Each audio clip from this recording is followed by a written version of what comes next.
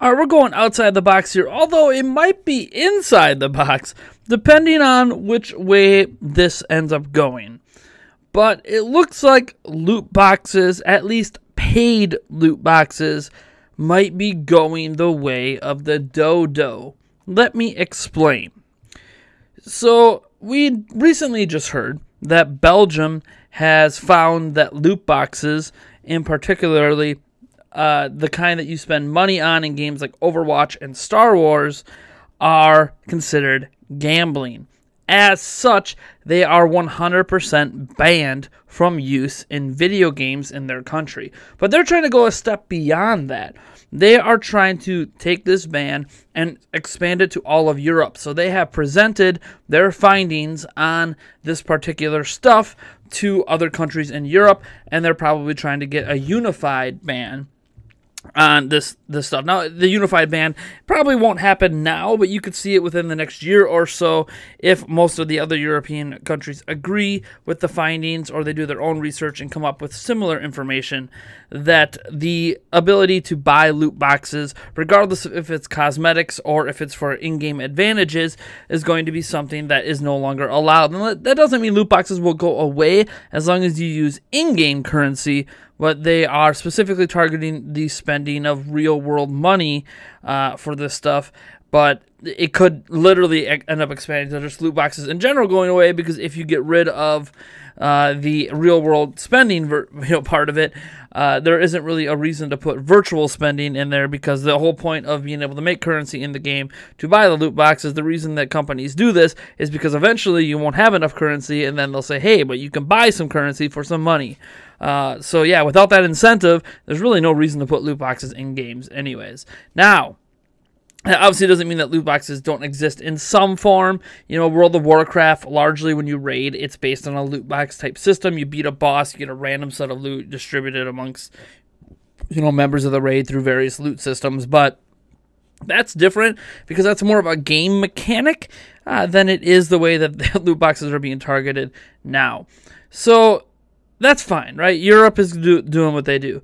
And we know that EA, in response to, at least it sounded like it was in response to fans, but it actually sounds like Disney sent a letter to EA basically telling them or questioning this loot box system. And EA, took it down, and they don't allow people to spend money inside Star Wars Battlefront 2 right now. And now, what's interesting is that Hawaii is going to be pursuing this in court. They are pursuing the research and potential destruction of paid loot boxes. There's a nice 4-minute video up. Apparently, the video went up before it was supposed to, but it is being launched. An investigation is being launched by Chris Lee. And in addition to the video, which I'm just going to link to it, I'm not going to play it for you just in case they decide to copyright claim this. I am going to read to you what Chris Lee also said about this in a thread about the announcement on Reddit. And he says, I am the one in the suit. My staff just told me someone apparently found this YouTube upload before we had a chance to finish putting it together, but I thought I'd leave it up and just post here to explain that this fight can be won if people step up. This fight is about protecting kids, protecting families, freedom from exploitation, and the future of entertainment in this country. People are more powerful than they think. While we are stepping into the act in Hawaii, we have also been in discussion with our counterparts in a number of other states who are also considering how to address this issue. Change is difficult at the federal level, but states can and are taking action. Even so, elected officials can't do it alone. They need your support, and you can compel action wherever you live by calling and emailing your own state legislators and asking them to act. But don't stop there. Call your allies, call your pastors and teachers and community leaders. Ask them to call your state legislators as well. Their voices are politically powerful. I believe this fight can be won because all the key bases of political support across the country are on the same side. The religious community, the medical community, the educational community, consumer advocates, parents, even many business leaders and local chambers of commerce. This is a fight that unites everyone, even the most polarized conservatives and progressives. Doing something is a political win for Democrats and Republicans alike. And frankly, we don't need to change the laws in every state. We just need to change a few, and it will be enough to draw a line and compel change. These kinds of loot boxes and microtransactions are explicitly designed to prey upon and exploit human psychology in the same way casino games are so designed. This is especially true for young adults, who child psychologists and other experts explain are particularly vulnerable. These exploitive mechanisms and the deceptive marketing promoting them have no place in games being marketed to minors, and perhaps no place in games at all. Your future is whatever you make it, so make it a good one. You have a power to get involved and decide this, and the choice is clear. Stand up now, or let this be the new normal from this point forward. What's also really interesting is that in the video itself, he says, this game is a Star Wars-themed online casino. It's a trap. Like, literally drawing in that culture of nerdism into this, clearly stating that they are fans of Star Wars, they're fans of Star Trek, they understand the cultural relevance of these games, and it took a game like Star Wars Battlefront 2 to make them truly examine what's happening with loot boxes in video games. Now, this isn't the first time I have talked about loot boxes. This isn't the first time I've talked about microtransactions or DLC or any of the additional purchases you can do after buying an initial game. And a lot of this stuff started getting popularized in the mobile department. And right now we know for sure they're going after AAA games, you know, Overwatch or Star Wars, but they're probably going to extend, like if any laws get passed on this, it'll probably end up extending into the mobile game department as well, because it'll probably cover video games on a broad spectrum, and this could massively impact mobile games. In fact, Nintendo, like if paid loot boxes are directly applied to mobile games as well, like you can't do them anymore, well, Fire Emblem Heroes is going to be in some trouble since the entire game is built around loot boxes, specifically paid loot boxes. But it is what it is. We don't know how far-reaching this is going to extend, what kind of loot boxes might be allowed versus what ones won't be allowed, if the whole concept of loot boxes, whether it's virtual currency or real currency, will be, destroyed. Because they did say, that they're saying that this is introducing gambling, casino-like behavior to children, and even if it's just virtual currency, it's still true. Even if you're just using fake currency, it's still technically true. And if they do that, then what happens to some of those, there are games you can play on your phone that are literally casino games. What happens to those games as well if they ban the use of virtual currency for loot boxes as well? It's just a very interesting concept happening right now, and well, I have stayed mostly in the middle on this topic because I saw why companies were using it, and I also saw why people hated them. I have to say that I hope, and I'm going to support, the attempt to make them no longer legal to be in games. One, because I don't enjoy them. I do use loot boxes openly in a game like Tap Sports Baseball, and I wonder how the game's going to look in the future without loot boxes since the whole game is built around it. But we don't know how far-reaching this is going to extend, and it might even only be something that applies to games that you have to pay for money up front. That could be a stipulation in the law. Like on Belgium's banning, I don't know how far-reaching that banning goes, if it even affects mobile games. But all I know is that this is a step, I think, in a wholly positive direction. Now, there's going to be a negative impact, and the negative impact is going to be this. Since companies can't use loot boxes, or in the future might not be able to use loot boxes to monetize their games, they're going to find new ways that are legal to monetize. It doesn't sound like they're trying to get rid of all microtransaction possibilities. They're trying to get rid of the gambling behavior behind them. So what you could see is more and more stuff locked behind microtransactions. So say, instead of using a loot box to get an ability in Star Wars Battlefront 2, you would just straight up pay to have that ability. So pay to win doesn't necessarily mean it's going away.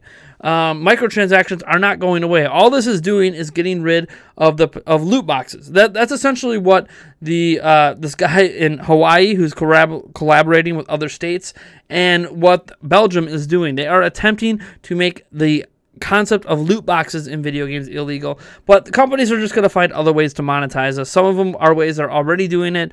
Other ways are just going to be more aggressively. Like I just gave an example of how Star Wars Battlefront 2 could more aggressively pursue loot boxes, like or microtransactions. You know, fine, you can't get Darth Vader and Luke Skywalker through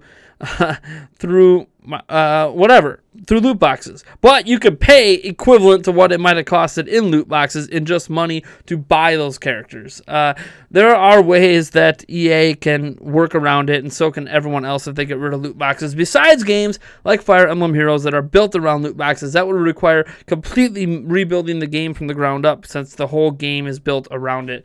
Whereas Battlefront 2, you can argue the core game isn't built around loot boxes, but loot boxes are just a heavy part of the direction of the game. So it's going to be very interesting to see where this goes. Obviously, as this senator and statesman has said here in Chrisley, please reach out to your local representatives if you strongly believe that this kind of behavior should not be in video games, regardless if it's children or not. We know that children are exposed to video games. That seems to be the premise here.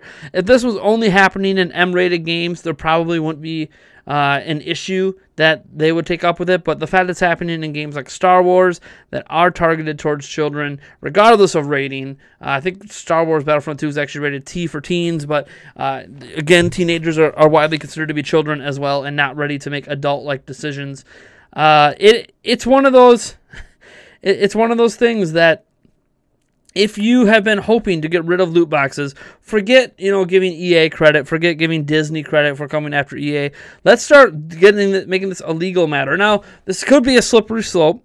If the legality of loot boxes gets involved in this, they could start exploring other avenues of video games, and they could determine things like the ESRB does not do a very good job in terms of regulating video games. And with that being said, if the government steps in to regulate video games, well, we've seen what happens in some countries that's like that. Just check out Australia and talk to anyone from Australia on what they have to deal with government restrictions on video games. Not only are video game prices super skyrocketed and heavily taxed to hell, just like they are in some countries in South America, like Brazil. Oh my gosh, buying video games in Brazil is super expensive. Games are heavily censored in places like Australia, and some games like Grand Theft Auto aren't even allowed to release in Australia. So it's definitely, this could become a slippery slope in terms of the government's involvement in video games in general. But at the same time, it has definitely become clear that we cannot trust the video game industry, whether it's the ESRB, which has publicly stated, the ESRB has publicly stated they don't view loot boxes as gambling, which already is going to put them on the wrong side against any legal battle with the government. This is something that we obviously can't trust the industry to correct itself on, because the money talks, right? It's all about money. So, at this point, I feel like we need to probably show some support for government officials to at least set a base, statewide or, federal regulation in the United States and hopefully in all of Europe that video games are not allowed to use loot boxes, at least bare minimum paid loot boxes. So hopefully this is something that can happen, and I'm hoping, this is probably hoping beyond reasonable doubt that's the end of it, but you have to wonder what other parts of video games the government's going to try to put their stamp on after it, if they get away with, not really get away with, but if they can enforce this. But it is what it is. I think that this is going to have a positive result in the short term. Long term, we'll see if this means government gets more involved in video games or not, for the positive or negative. I have no idea, but I am Nathaniel Ruffajans from Nintendo Prime, and I'm really interested in hearing your comments on all of this in the comment section below. Links to the video and the Reddit post and everything, all the relevant information will be in the description. And man, guys, it's Thanksgiving tomorrow, and this almost feels like a bit of an early Christmas present, but I'm warning you, if the government tries to step beyond this, if they get a win here, I do kind of worry a little bit on what regulations could come in place, but it is what it is. It's clear that this needs to be fixed, in my opinion, and if it takes the government stepping in to do it, well, then so be it. Anyways, folks, I will catch you in the next one.